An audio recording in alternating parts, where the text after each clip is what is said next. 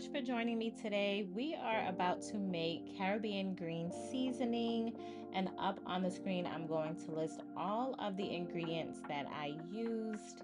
I'm also going to list it in the description. I used parsley, thyme, cilantro, onions, bell peppers, hot peppers, different kinds of hot peppers, oil, and vinegar. I do not measure anything except for a rough measurement of the vinegar and the olive oil.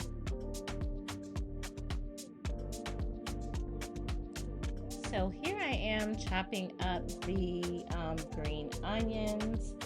It does not matter in what order that you chop these items up because they're all going in the blender.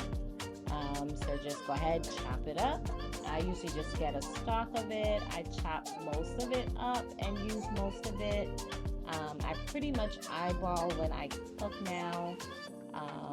And then here I am, I'm going to go ahead and cut up the parsley, shred it up nice and small. Again, when I'm chopping, this is not an exact science. It is really just to fit as much as possible into the Vitamix blender.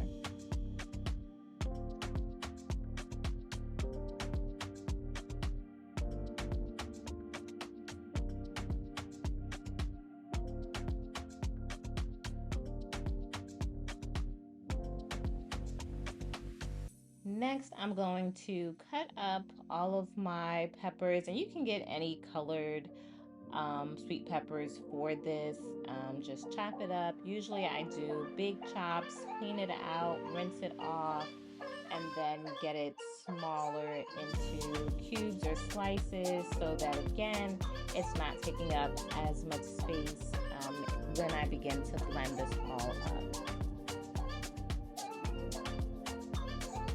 So when I make this sauce, I usually use it on rice, just as a topping, along with jerk chicken, or I can put it in any of the stews or soups that I make. It even tastes delicious on quinoa if you eat that way. I love that this is a vegetarian or vegan sauce so that when I am cooking for different guests, anyone can taste this. I would not say that they're going to have a whole lot of it because I keep seeds and all in my sauce, so it is extra spicy. Here I am chopping up all of the hot peppers, and again, I keep all of the seeds in as much as possible because when I use this as a sauce, I don't typically saute in this. Usually I just have it in a small dish next to the meats or next to the grilled or baked fish so that it can just go as a spoon or two on top of it. Here I am chopping up red onions. So I've made this sauce using both white onions and also yellow onions. It's not going to make a huge difference, so whichever one that you find, I would say pick it up to add to this sauce.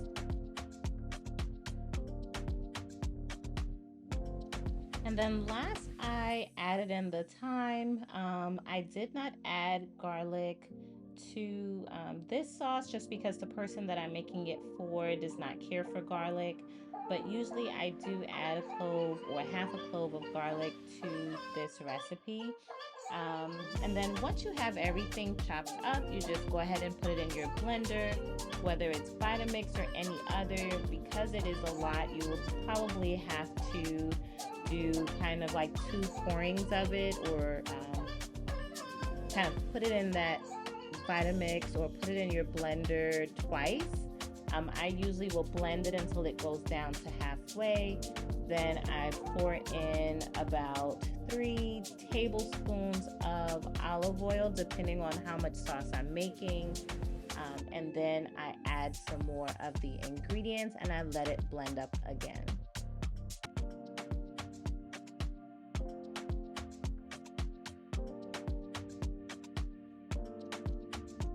typically I will adjust the settings between 1 and 2 on this particular blender because I don't want it to be too liquid like. I prefer it to be more thick like a chutney. And then here I am adding in the vinegar. Usually that's about 2 tablespoons. I don't add in any other liquid to this, so everything else just gets blended in. Usually, again, I'm adjusting between 1 and 2 so that it does not come out too liquidy. Alright guys, and there you have it. That is it.